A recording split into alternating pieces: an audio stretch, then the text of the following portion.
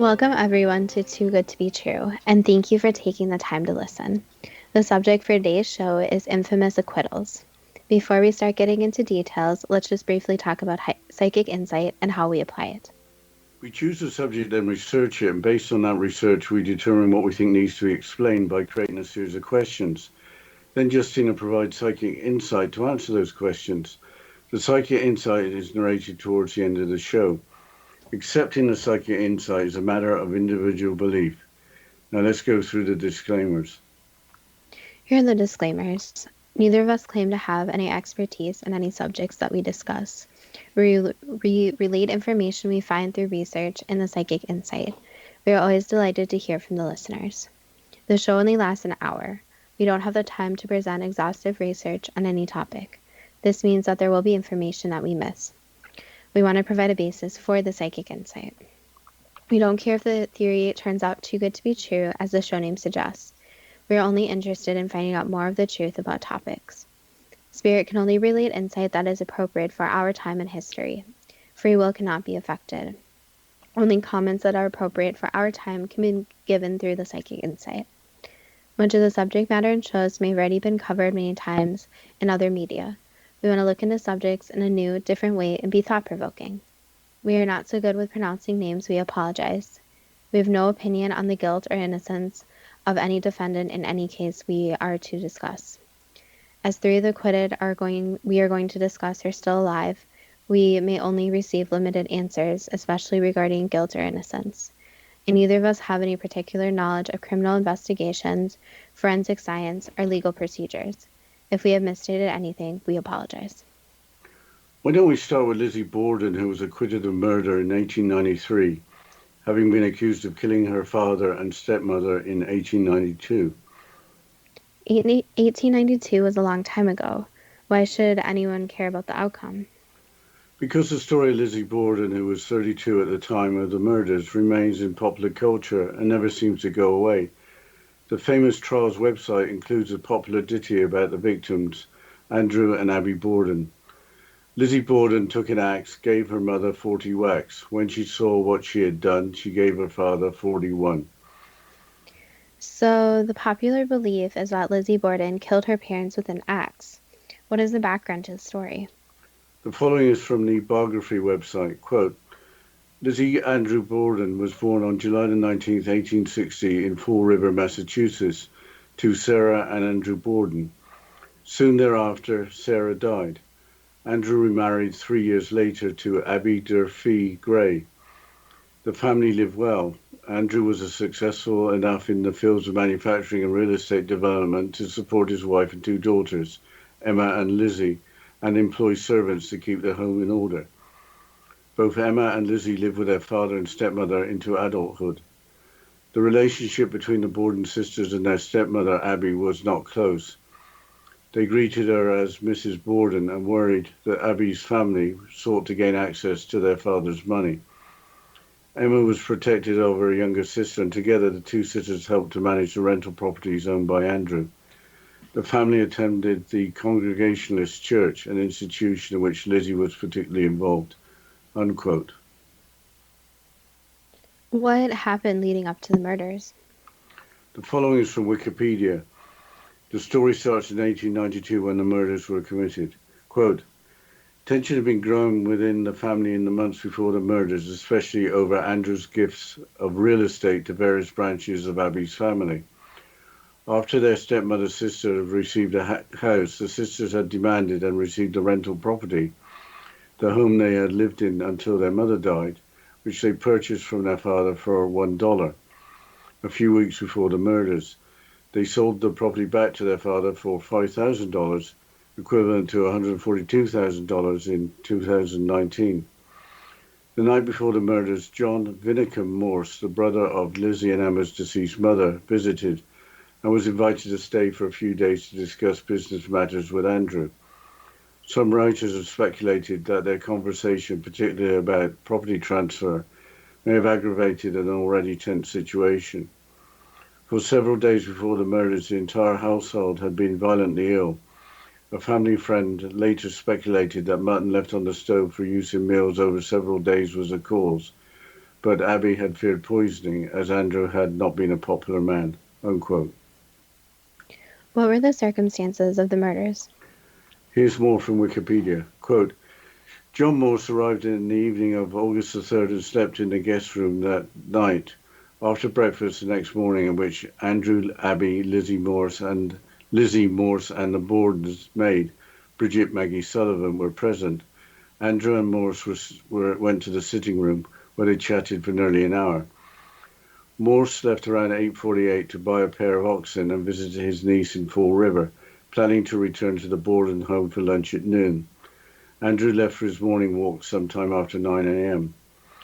Although the cleaning of the guest room was one of Lizzie's and Emma's regular chores, Abby went upstairs sometime between 9 a.m. and 10:30 a.m. to make their bed. According to the forensic investigation, Abby was facing a killer at the time of the attack.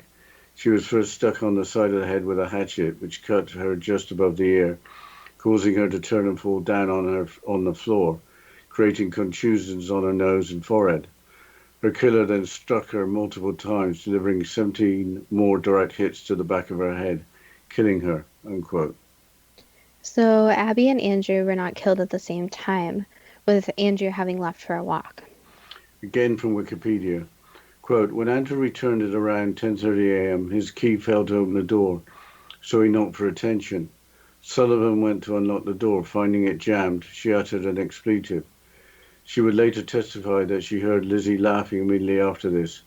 She did not see Lizzie, but stated that the laughter was coming from the top of the stairs. This was considered significant as Abby was already dead by this time, and her body would have been visible to anyone on the home's second floor. Lizzie later denied being upstairs and testified that her father had asked her where Abby was, and she had replied that a messenger had delivered Abby a summons to visit a sick friend.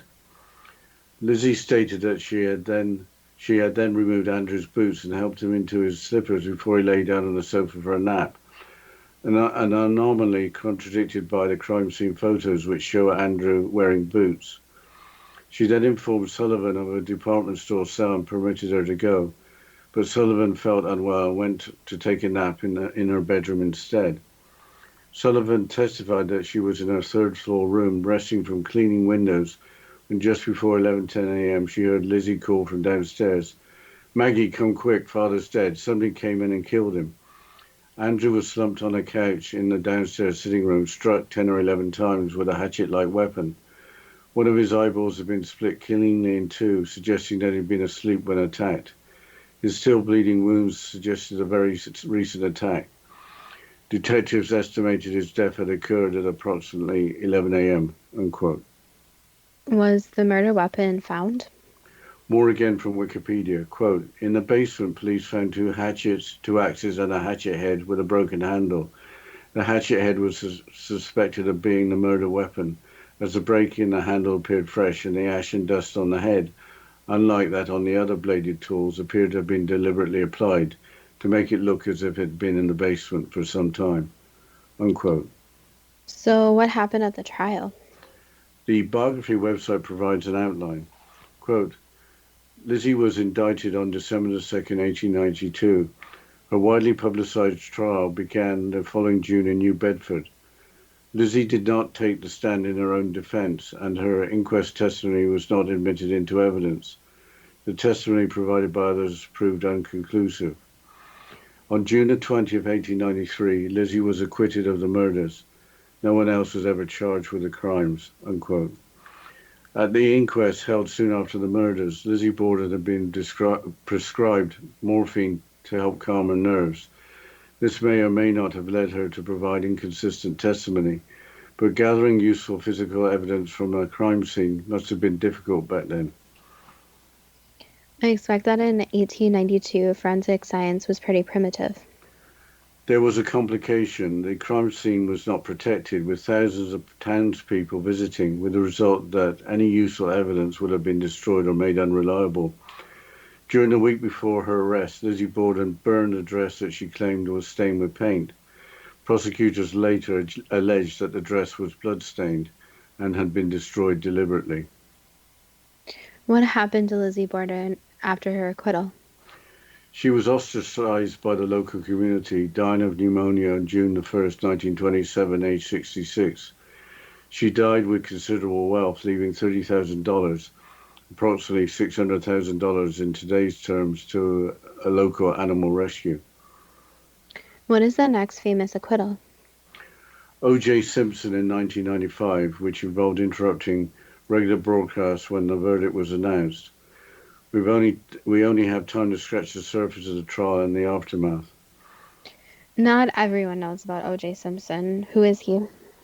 The following is from Wikipedia. Quote, Orenthal James Simpson, born July 9, 1947, nicknamed the Juice, is an American former football running back, broadcaster, actor, advertising spokesman, and convicted felon. Once a popular figure with the U.S. public, he is now best known for being tried for the murders of his former wife, Nicole Brown Simpson, and her friend Ron Goldman. Simpson was acquitted of the murders in criminal court, but was later found responsible for both deaths in a civil trial. Unquote. What happened to acquit him? The history website discusses events leading up to the October 3rd, 1995 acquittal. Quote, at the end of the sensational trial, former football star O.J. Simpson is acquitted of the brutal 1994 double murder of his estranged wife, Nicole Brown Simpson, and her friend Ronald Goldman. In the epic 252-day trial, Simpson's dream team of lawyers employed creative and controversial methods to convince jurors that Simpson's guilt had not been proved beyond a reasonable doubt, thus surmounting what the prosecution called a mountain of evidence implicating him as the murderer. Orenthal James Simpson, a Heisman Trophy winner, star running back with the Buffalo Bills and popular television personality, married Nicole Brown in 1985. He reportedly regularly abused his wife, and in 1989 pleaded no contest to a charge of spousal battery. In 1992, she left him and filed for divorce. On the night of June 12, 1994, Nicole Brown Simpson and Ronald Goldman were stabbed and slashed to death in the front yard of Mrs. Simpson's condominium in Brentwood, Los Angeles. By June 17th, police had gathered enough evidence to charge O.J. Simpson with the murders. Simpson had no alibi for the time frame of the murders. Some 40 minutes after the murders were committed, a limousine driver sent to take Simpson to the airport saw a man in dark clothing hurrying up the drive of his Rockingham estate. A few minutes later, Simpson spoke to the driver through the gate phone and let him in.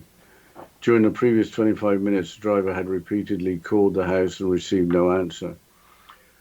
A single leather glove found outside Simpson's home matched the glove found at the crime scene.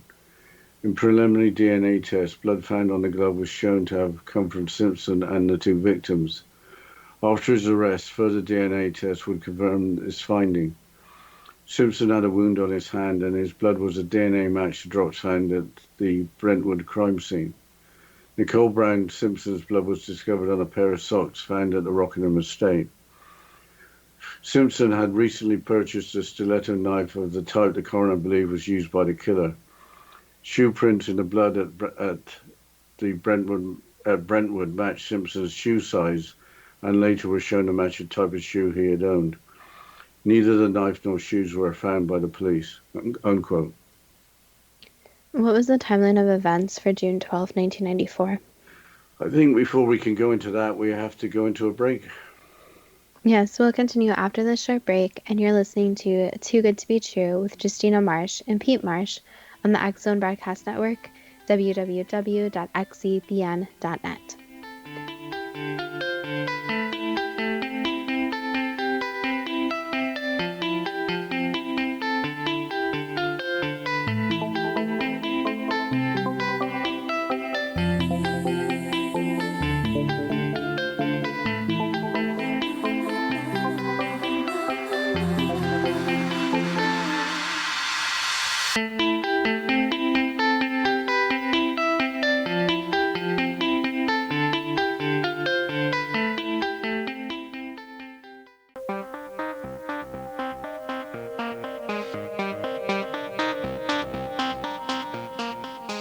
Welcome back to Too Good to Be True. And before the break, we were discussing the timeline of events on June 12, 1994.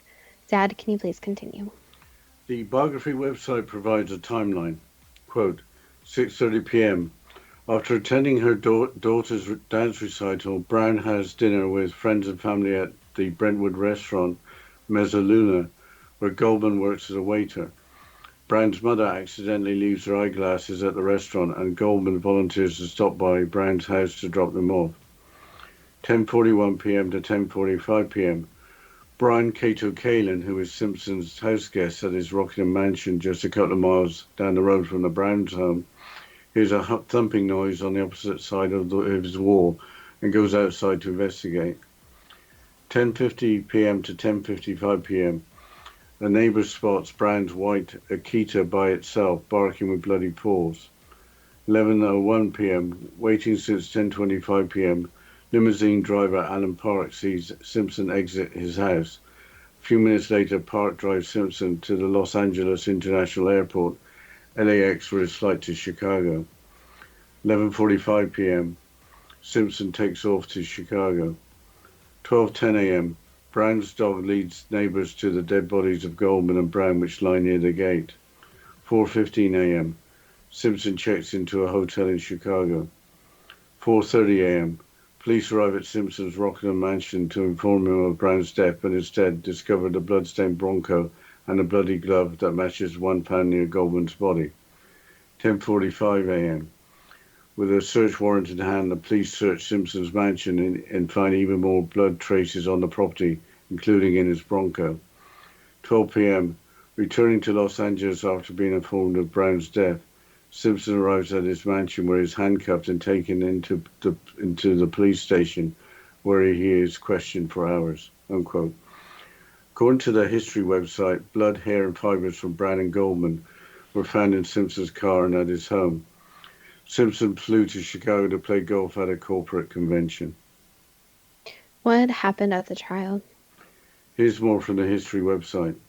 Quote, Simpson's subsequent criminal trial was a sensational media event of unprecedented proportions. It was the longest trial ever held in California, and courtroom television cameras captured the carnival-like atmosphere of the proceedings.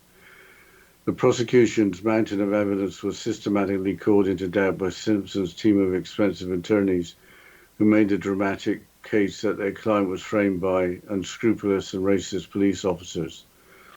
Citing the questionable character of Detective Mark Fuhrman and alleged blunders in the police investigation, defense lawyers painted Simpson as yet another African-American victim of the white judicial system. The jurors' reasonable doubt grew when the defense spent weeks attacking the damning DNA evidence, arguing in overly technical terms that delays and other anomalies in the gathering of evidence called the findings into question. Critics of the trial accused Judge Lance Ito of losing control of his courtroom. Unquote. A pivotal point of the trial was when Simpson tried on the glove found at the crime scene in the courtroom. Either it was too small for his hand, or Simpson gave that impression. What was the aftermath? Here's more from the history website. Quote, in February 1997, Simpson was found liable for several charges related to the murders in a civil trial and was forced to award $33.5 million in compensatory and punitive damages to the victims' families. However, with fewer assets remaining after his long and costly legal battle, he has avoided paying the damages. Unquote. But that wasn't the last word, although Simpson was later jailed in 2008 for committed armed robbery and kidnapping. What was the last word?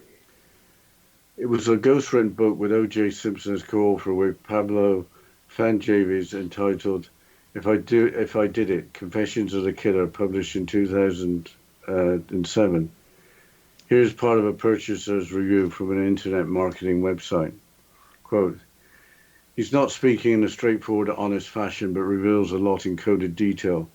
A lot is revealed in Pablo Fanjavis' prologue, where he describes how the book was written and O.J.'s attitude throughout the process, and the games O.J. played at the end trying to trick Pablo after the transcripts were submitted into taking the blame for writing fiction when it came to the description of the murders.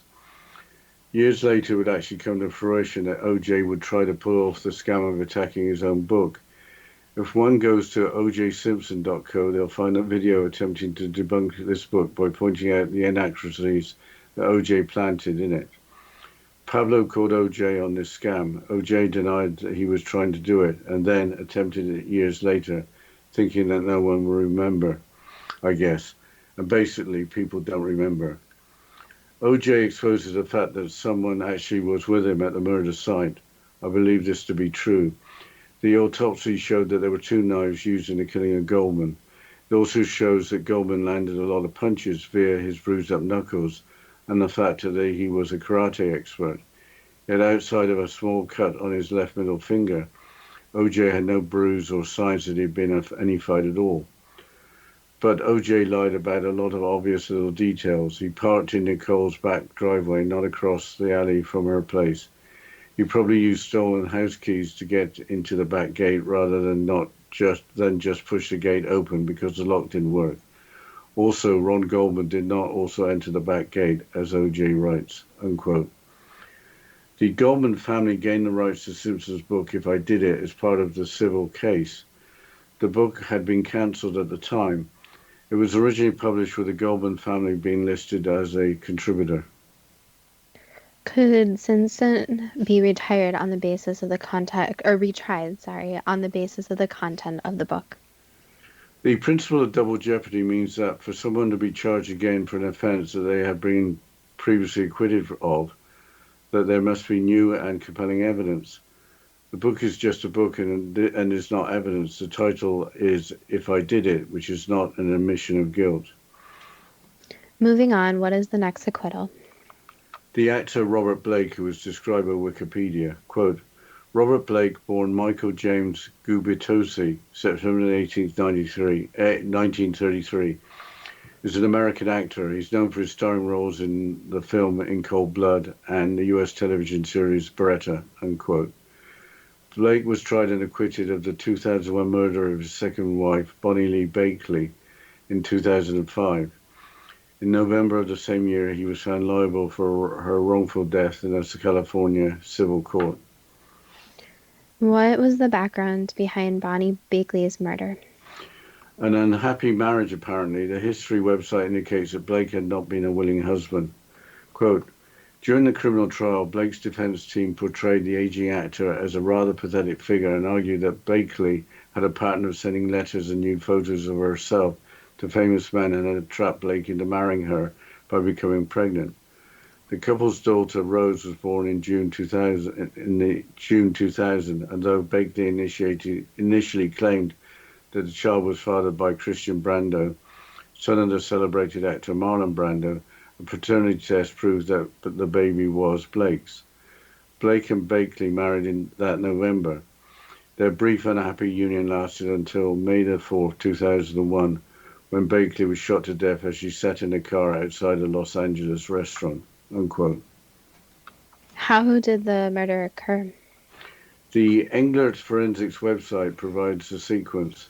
Quote, it was May 4, 2001 when Blake and his wife, Bonnie Lee Bakley, went to dinner at one of their longtime favorite restaurants in Studio City, California. Blake normally used the restaurant's valet service, but on this night he parked his car down the street behind a construction dumpster under a burned-out street lamp. The couple had dinner that night and walked back to their car where Blake claims to have suddenly realized he left a gun he carries for their protection in the restaurant booth. He left Bonnie at the car and returned to the restaurant.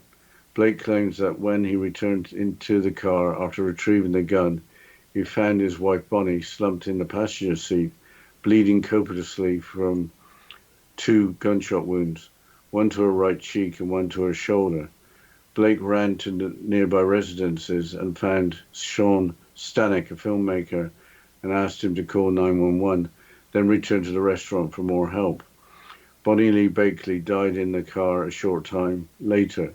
She was 44 years old, unquote. Excuse me. Englert Forensics assisted the prosecution in the criminal case and also the plaintiff in the civil case. Hence, their perspective is one of guilt. Why wouldn't the police believe Blake's story that he had only discovered the dying victim, who had allegedly been murdered by someone else? Here's more from the Englert Forensics website. Quote, there are a number of concerning details in the Blake case. First, Blake claims to have carried a gun because he was worried someone was stalking his wife. However, he parked his car on a dark street far from the restaurant. Also, nobody remembers Blake returning to the restaurant to retrieve a gun, and the table had already been bussed and nobody reported finding a gun. Blake also left his wife behind at the car without the keys, so she had no way to roll up the window or turn on the heater, despite the cold evening and her lightweight nylon outfit. Patrons of the restaurant remember Blake coming in distraught and shouting that his wife had been shot, then drinking 2 glasses of water before returning to the scene of the shooting. These details were all troubling to the police, and on April 18, 2002, the actor was arrested for the murder of his wife. After the police questioned the couple's bodyguard, Earl Caldwell, and unearthed the murder weapon, a World War I era handgun, Caldwell was also arrested for conspiracy to commit murder. Unquote. What were the verdicts? Again from the Englert Forensics website. Quote, on March 16, 2005, Blake was finally acquitted of murdering his wife, though the jury remained deadlocked 11-1 on the solicitation of murder count until the judge dismissed the charge. Blake's longtime bodyguard, Earl Caldwell, was also acquitted. Unquote. What was the basis for the solicitation of murder count? According to the Englert Forensics, Blake had solicited others to murder his wife. Quote, Blake's trial proved to be a goldmine for tabloids due to his celebrity status. Blake also granted several jailhouse interviews to famous reporters. This, along with former stuntmen from Blake's old movie days, a minister and a private investigator, all stepping forward to claim Blake had offered them money to kill his wife, set jury selection back to square one. Unquote. It seems that Blake may have been fortunate that the jury deadlocked and the judge dismissed the charge. We have time for one more acquittal. I expect many listeners will remember the media circus surrounding the tragic death of Caylee Anthony, who is described by Wikipedia. Quote, Caylee Marie Anthony, August 9, 2005 to 2008, was an American girl who lived in Orlando, Florida, with her mother, Casey Marie Anthony, born March 19, 1986, and her maternal grandparents, George and Cindy Anthony. On July 15, 2008, she was reported missing in a 911 call made by Cindy, who said she had not seen Caylee for 31 days, and that Casey's car smelled like a dead body had been inside it. Cindy said Casey had given varied explanations as to Caylee's whereabouts before finally telling her that she had not seen Caylee for weeks. Casey lied to detectives, telling them Caylee had been kidnapped by a nanny on June the 9th, and that she had been trying to find her, too frightened to alert the authorities. Unquote. What were the charges against Casey Anthony? The following is from Wikipedia. Quote, on October 14, 2008, Casey Anthony was indicted by a grand jury on charges of first-degree murder, aggravated child abuse, aggravated manslaughter of a child, and 4 counts of providing false information to the police. She was later arrested. I think with that we have to go into the break, Justina. Yes, we'll continue after this short break, and you're listening to Too Good to Be True with Justina Marsh and Pete Marsh on the X Zone Broadcast Network, www.xzbn.net.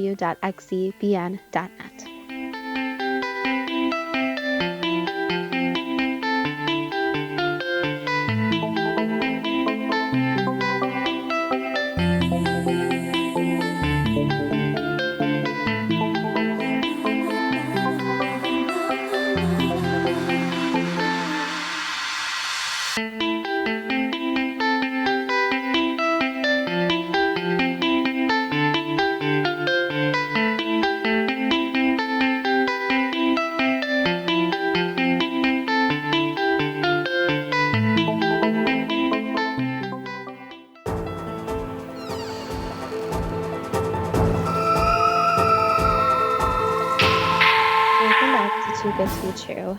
And before the break, we were discussing the charges against Casey Anthony, and Dad, you were quoting from Wikipedia. Can you please continue with the quote? Judge John Jordan ordered that she be held without bond. On October 21st, 2008, the charges of child neglect were dropped against Casey, according to the state attorney's office, because the evidence proved that the child was deceased. The state sought an indictment on the legally appropriate charges. On October 28th, Anthony was arraigned and pleaded not guilty to all charges. On April 13th, 2009, prosecutors announced that they planned to seek the death penalty in the case. Unquote. What is the background? So much happened over almost 3 years that we can only take a high-level view. A CNN article from June of 2018 asks what happened. Here are the bare facts from the article. Quote, the story first broke on July 15, 2008, when Casey's mother, Cindy Anthony, frantically called police in Orlando, Florida, to report that she'd just learned that her granddaughter, Kaylee, was missing and had been for 31 days. Casey told police that Kaylee was with a sitter named Zenaida Gonzalez, or Zanny, but that story turned out to be made up. When police took Casey to Universal Studios, where she claimed she worked, to investigate, they learned she lied about having a job there. Over the next few months, hundreds would search for Kaylee while law enforcement looked for clues. What they found wouldn't lead to Kaylee, but it did lead to the October indictment of her mother on 7 criminal counts, including first-degree murder. Casey pleaded not guilty. In December 2008, Kaylee's decomposed remains were found in a wooded area not far from the Anthony home. 2 years later, at a closely watched trial, prosecution alleged that Casey used chloroform on her daughter and suffocated her by putting duct tape over the little girl's mouth and nose. Casey's defense team presented a different theory, that Kaylee accidentally drowned in the family's pool. Unquote. Did the prosecution prove that Casey had purchased or otherwise obtained a chloroform? Not exactly. An ABC News article dated July 1st, 2011, just before closing arguments of the trial, indicated that Casey would not be tied to using chloroform. Quote, earlier in the trial, Cindy Anthony stunned prosecutors when she said she was responsible for searches for chloroform on the family computer in March 2008, months before little Kaylee Anthony disappeared. The prosecution had argued in its opening statement that it was Casey Anthony who had searched for chloroform 84 times, as well as neck-breaking and household weapons. Unquote. Maybe Cindy Anthony was trying to cover up for her daughter. What else is in the CNN article from 2018? The medical examiner Dr. Jan Garvaglia, in comments after the trial, focuses on no credible explanation for the disappearance, plus the deliberate hiding of the body and the duct tape on the face. She stated there is absolutely no proof of accidental death. What did law enforcement have to say? Detective John Allen thought that Casey Anthony's behavior was strange during her arrest. She talked about her ambition to be a personal trainer rather than fretting about her lost daughter. Was a member of the jury interviewed for the CNN article? No, but an ABC News article from July of 2011 includes comments from a member of the jury. Quote, Casey Anthony juror Jennifer Ford said that she and the other jurors cried and were sick to our stomachs after voting to acquit Casey Anthony of charges that she killed her 2-year-old daughter Kaylee. I did not say she was innocent, said Ford, who had previously only been identified as juror number 3. I just said there was not enough evidence. If you cannot prove what the crime was, you cannot determine what the punishment should be. Unquote. Casey Anthony was found guilty of 4 counts of providing false information to police, with 2 of those counts being overturned on appeal in 2013. With that, it's time for the first question. Was the relationship between the Borden sisters and their stepmother, Abby, not close? Not very close, no, just basically getting along for everyone's sake.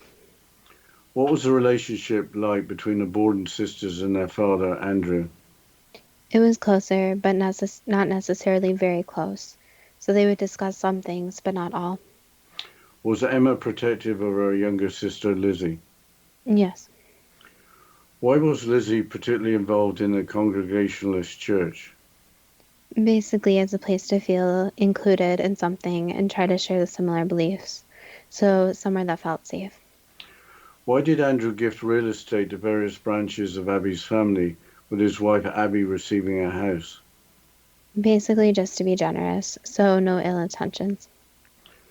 A few weeks before the murders, with the sisters demanding and receiving a rental property from their father for $1, why did the father sell back the property to their why did they sell back the property to their father for $5,000? To make a profit, so they wanted money, so there's always issues surrounding money. Did those property transactions result in increased tension within the household? Yes, among other tension that was already occurring, so there was always issues surrounding money.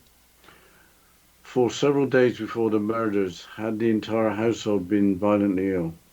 Yes, Was the cause food poisoning from mutton left on the stove for use in meals over several days? that was partially it, yes. That was part of it, but it was also combined with normal cold-like symptoms. So it was a combination of food poisoning and getting a cold. Correct. The night before the murders, did the visit of John Morse, the brother of Emma and Lizzie's biological mother, to stay and to discuss business matters with Andrew Borden, raise tensions further? Yes, but tensions were already pretty high. On August the 4th, 1892, did John Morse leave around 8:48 a.m. to buy a pair of oxen and visit his niece in Fall River, planning to return to the Borden home for lunch at noon? That's correct, yes. Did Andrew Borden leave for his morning walk sometime after 9 a.m.? Yes. Why did Abby go upstairs between 9 a.m. and 10:30 a.m. to make the bed in the guest room when one of Lizzie's and Emma's regular chores was cleaning the guest room? Basically, she just felt that was the right thing to do, so she wanted to make sure that it looked put together. Was Abby facing her killer sometime between 9 a.m. and 10:30 a.m. when she was upstairs? Yes. Was Abby struck about 18 times with a hatchet? Yes, that's correct. When Andrew Borden returned from his morning walk at around 10:30 a.m., why did his key fail to open the door with the maid, Maggie Sullivan, opening it from the inside? He was using the wrong key. With Abby now dead as Andrew Borden arrived, were Maggie Sullivan and Lizzie Borden the only individuals alive in the house? At that point, yes. Why did Lizzie state that she had been removed? Why did Lizzie state that she had then removed Andrew's boots and helped him into his slippers before he lay down on the sofa for a nap, when the crime scene pictures showed Andrew with his boots on? Basically, the information got mixed up. So typically, he would get ready for a nap like that, but in this case, he did not. So Lizzie was just confused. Yes, she was not trying to lie. Was Maggie Sullivan in her third floor room when just before 11:10 a.m. she heard Lizzie call from downstairs, "Maggie, come quick, father's dead. Somebody came in and killed him." That's correct, yes. Was Andrew Borden's time of death around 11 a.m.? Yes. When the murder Was the murder weapon found in the basement with a fresh-looking break in the handle with ash and dust on the head to make it look like unused for a long time? Yes, that's correct. Who put that hatchet in the basement? The murderer. Why were thousands of townspeople allowed to visit the unprotected crime scene? Basically, the authorities had not dealt with something like this recently, so they didn't know the proper protocol. So this happens many times when authorities just don't understand the proper protocol, and during such a panic, they don't remember to keep the crime scene closed. So in this case, it was just an oversight by the authorities. During the week before her arrest, did Lizzie Borden burn a dress that she claimed was stained with paint? Correct, yes. Was the dress actually blood-stained? There were remnants of blood, yes. What was the motive for the murder of Abby Borden? Money. What was the motive for the murder of Andrew Borden? Also money. Was the reason for the verdict that it was hard to believe that a respectable church-going lady from a prominent family in the community was capable of committing axe murders on family members? Partially, yes, and it's also in a lot of cases, it's hard for people to believe a woman in general would commit such a crime. So generally, people believe that males are capable of such a crime, but not females. Was the murderer Lizzie Borden? That can't exactly be commented on, since the crime scene had to speak for itself, and the proper means of judicial process has to be followed. But the evidence points directly to the murder. What else can you say about the acquittal of Lizzie Borden? Basically, that the hard part with the whole judicial process is a lot of it depends on the judge and the jury, and also the legal teams. So there are many cases where, depending on what people can afford with paying a lawyer, for example, they can be either defended very well or not defended at all. It also depends on the jury members and the judge and these deciding factors. So it's very, you could say, almost biased in a way, where there are other factors in play, not just the actual trial. Changing subject to the acquittal of O.J. Simpson, why did he have no alibi for the time frame of the murders? Basically, since he wasn't being truthful for where he was, so he didn't want to tell and all of that. Although challenged in court, was for the forensic evidence trustworthy? Did the single leather glove found outside Simpson's home match the glove found at the crime scene? That's correct, yes. So both are correct. Yes. Did Simpson have a wound on his hand with his blood having a DNA match to drops found at the Brentwood crime scene? Yes. Was Nicole Brown Simpson's blood discovered on a pair of socks found at Simpson's Rockingham estate? That's correct, yes. Was Simpson's recently purchased stiletto knife used by the killer? Yes. Did shoe prints in the blood and at the crime scene match the type of shoe that Simpson owned? Yes, but those prints match many different shoes, so they weren't super unique. Why weren't the knife or shoes ever found by the police? Because they were disposed of, so they were far away from where the police were searching. Did Nicole Brown's mother leave her glasses at the restaurant? Yes. Why did Ron Goldman volunteer to stop by Nicole Brown's house to drop them off? Basically as a favor, so it was genuinely just a favor. What was the thumping noise heard at around 10:45 p.m. by house guest Cato Kalin at Simpson's Rockingham mansion, just a couple of miles down the road from Nicole Brown's home? Basically a fight breaking up. Were there blood, hair, and fibers from Nicole Brown and Ron Goldman in Simpson's Rockingham mansion and in his Ford Bronco? Yes. When Simpson tried on the glove found at the crime scene in the courtroom, why didn't the glove appear to fit? Because it didn't fit. Was there an attempt to frame O.J. Simpson for the crimes as argued by his defense team? Not exactly, no.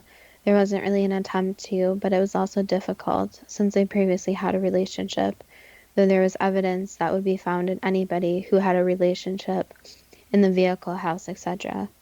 So some of the evidence was overlapping with normal everyday evidence, while other evidence could have appeared to be planted or could have been because he did commit the murder.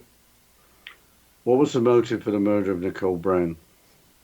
There were basically two motives. So one, to basically teach her a lesson, and two, to make someone's life easier. So to make it so they didn't have to deal with her anymore. Don't think we've got time for another question before the break. No, we'll continue after the short break, and you're listening to Too Good to Be True with Justina Marsh and Pete Marsh on the XO Broadcast Network, www.xcbn.net.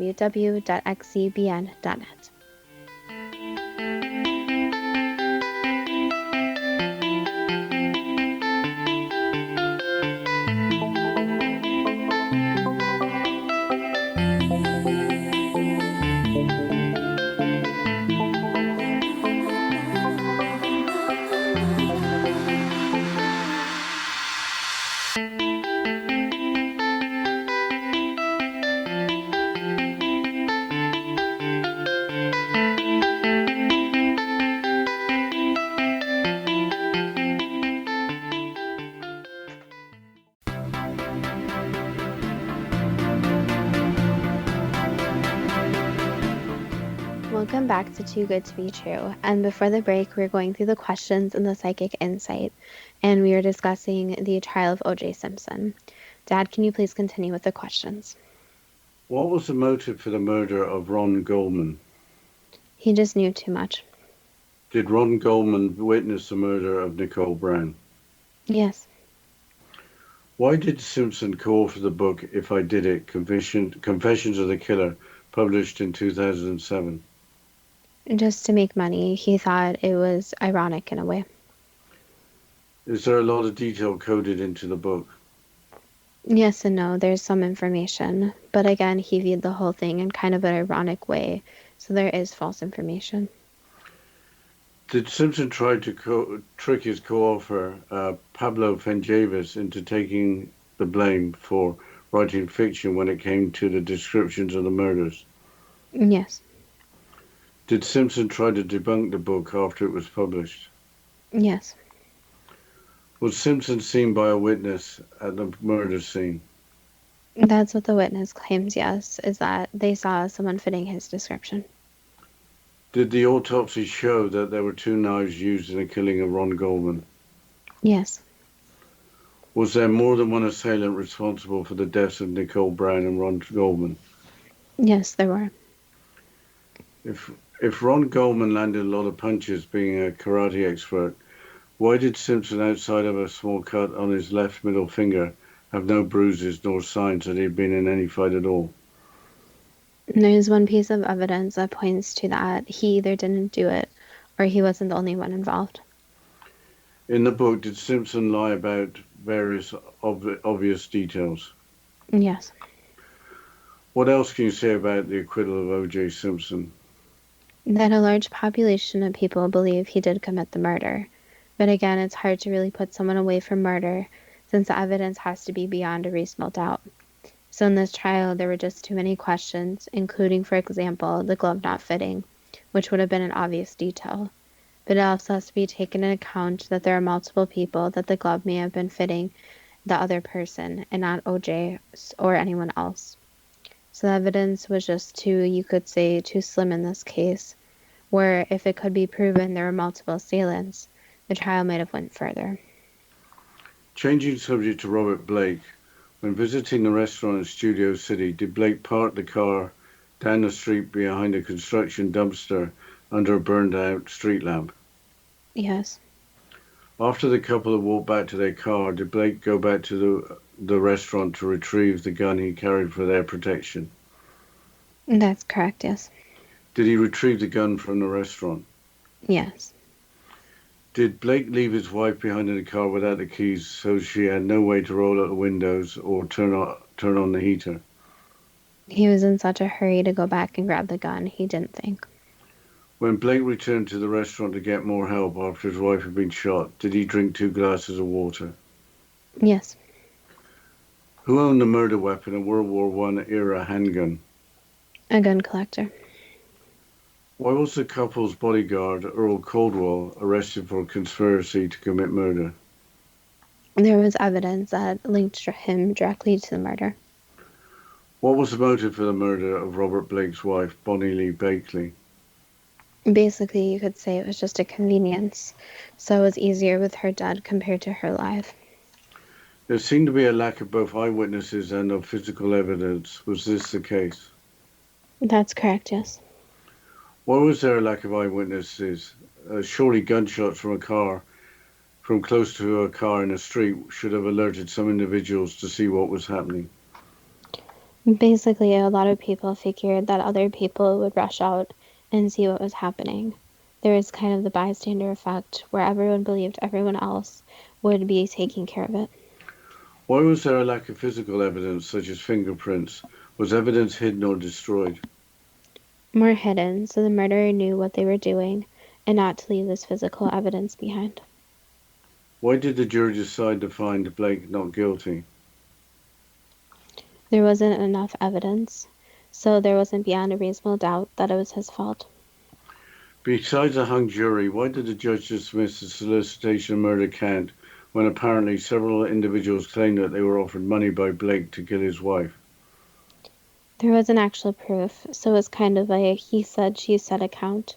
So the judge could not prove that these events had occurred. What else can you say about the acquittal of Robert Blake? There's a lot more information missing, though unfortunately there's not much evidence to go off of, since the murderer was very careful. Was there someone else other than Robert Blake involved in the murder of his wife? There are other ties that could be looked into, so there are other possible suspects that weren't looked at closely enough. Changing subject to Casey Anthony, on July the 15th, 2008, did her mother, Cindy Anthony, report that her granddaughter, Kaylee, missing in a 911 call after she had not seen her for 31 days. That's correct, yes. At the time, did Casey Anthony's car smell like a dead body had been inside it? Yes. What was the cause of the smell? The cause of the smell was garbage combined with some type of remains, animal or human. Had Casey Anthony given her mother, Cindy, various explanations as to Kaylee's whereabouts before finally telling her that she had not seen Kaylee for weeks? Correct, yes. Did Casey Anthony lie to detectives telling them Kaylee had been kidnapped by a nanny on June the 9th and that she'd been trying to find her but was too frightened to alert the authorities? That's also correct, yes. Had the prosecution not sought the death penalty for first-degree murder, would it have been made easier for the jury to reach a guilty verdict? 100% yes. Why did the prosecution of Casey Anthony proceed even though Kaylee's body had not been found at the time? They were emotionally charged, so since this case was so big, it became a personal case for them, which was the main mistake. Why did Casey Anthony think that she could get away with lying about working at Universal Studios? She lies about many things, so her history in the past show that her lies do work, so she thought she could keep getting away with it. Did Casey Anthony assist at all with finding Kaylee's body? No. What did it take until December 2008 for Kaylee's decomposed body to be found in a wooded area not far from the Anthony's home? It was well hidden, so it was almost impossible with the natural landscape that it was just very difficult to find. Was there any truth in the allegation that Kaylee had chloroform used on her, followed by suffocation by duct tape, being put over her mouth and nose? Yes, there is a lot of evidence for this. As argued by the prosecution, had Casey Anthony searched on the family computer for chloroform 84 times as well as neck-breaking and household weapons? Yes. Was Cindy Anthony responsible for searches for chloroform on the family computer in March of 2008, months before little Kaylee Anthony disappeared? No, that was not her that was searching. Was Cindy Anthony trying to cover up for her daughter by stating in court that she had searched for chloroform on the family computer? Yes, she's trying to cover up for her daughter. Did Kaylee accidentally drown in the family swimming pool? No. With the body being found in 2 plastic bags within a canvas bag thrown behind a rotting log a couple of blocks from the family home, with duct tape still present on the face, why would there be a theory that it was an accident? Basically, some people want to believe that there was an accident, so that's why her body was disposed of. But again, if there is an accident, someone doesn't duct tape a person after they are dead. If the death was not an accident, what was the motive for the murder? Unfortunately, some people think children are burdens, so some people choose to have children or surround themselves with children, and after a while they don't want the child anymore. Did the verdict just come down to uncertainty of how Kaylee died, by suffocation or by drowning, even though the body was found didn't make it appear as it was an accident? That, and also if it's premeditated or not. So if there's a moment that it happened or premeditated beforehand, and also if a mother could actually do this to a child. So in general, it's very difficult for people to believe that a mother could kill her own child. So if the charge had been for second-degree murder, that is, it was not premeditated, there would have been a great likelihood of a guilty verdict. Correct, yes. After Casey Anthony was arrested, why did she talk about her life and ambition to become a personal trainer rather than being frantic about her missing daughter? She didn't care about her missing daughter. Why did the jurors conclude there was insufficient evidence to convict Casey Anthony? Was it because Kaylee's body was found too late for useful physical evidence? Yes. Why were the jurors upset with their verdict? Was it because they had to follow the judge's instructions rather than their personal beliefs? It was just an upsetting case for all. So hearing all the details, having the whole family involved, it was just upsetting in general. So it's either very difficult for these jurors, and with the case being so large in the media, this didn't help either. How could Casey Anthony claim that her 2-year-old daughter accidentally drowned and that she had lied for 3 years be more believable than the evidence the prosecution presented? Again, it depends on who's on the jury. So many jury members followed more of a rational thinking versus thinking about the fact that someone could make up the lies. So basically ensured they believed all the lies. What else can you say about Casey Anthony's acquittal? This is one case where there's just so much information and leads directly to her. So there are some people out there that just don't have any empathy for other people or even their own children. So the worst thing that people can do is to continue to give her attention, since that's all she wants, is everything to be about her. So, is there a serious personality flaw? There's some major flaws with her, yes. Again, only medical professionals can diagnose mental illnesses, but there needs to be an evaluation of her again. And there's many people out there that can manipulate, lie, have narcissistic personality traits, and even convince psychologists and psychiatrists that they are not mentally ill. Will the truth of guilt or innocence will the truth of guilt or innocence for any of these acquittals ever come out? There's a possibility, yes, which for every case there's a possibility for more evidence. But the ones that may come out more is in the case of Casey Anthony. There's a lot more, and she is not ready to leave the spotlight. So there's going to be more and more information about her and even the case coming out. What can we learn from these four infamous acquittals? Basically, that the judicial process is something that has been established, but is also difficult. So it can go one of two ways, where the right person is actually sent to jail, or it can go the other way, where the right person is set free. But there's also a third scenario where the wrong person is charged. So in some cases, it's better that nobody goes if the evidence is not enough. But again, it's very complicated since some people are very careful with their killings and can even emotionally manipulate other people. How do people deal with a situation where they are innocent and acquitted when most people believe that they are guilty? This makes their lives very difficult. They're already in the grieving process of losing a loved one. So again, social media can be a great tool, but social media can also attack people. So even if you believe someone is guilty or innocent, just not putting any comments that are not nice, not sharing misinformation, and again, letting the authorities and officials handle the cases, but also sharing the case in a positive way. So for example, sharing justice for Kaylee is important, but not attacking Casey in the process. So try to be as positive as you can about the cases without actually attacking the people. That was the last answer. Is more truth to be revealed about the death of Kaylee Anthony too good to be true? That depends on what you are prepared to believe. Well, we don't have much more time left, Justina. What can you say about the Facebook page? Yes, you can visit us at our Facebook page at Too Good to Be True, with the first two spelled TWO, or our Instagram page at TWOGTBT. And you can go ahead, suggest future shows, any comments on today's show. And as always, thank you so much to listeners, and we look forward to next week's show.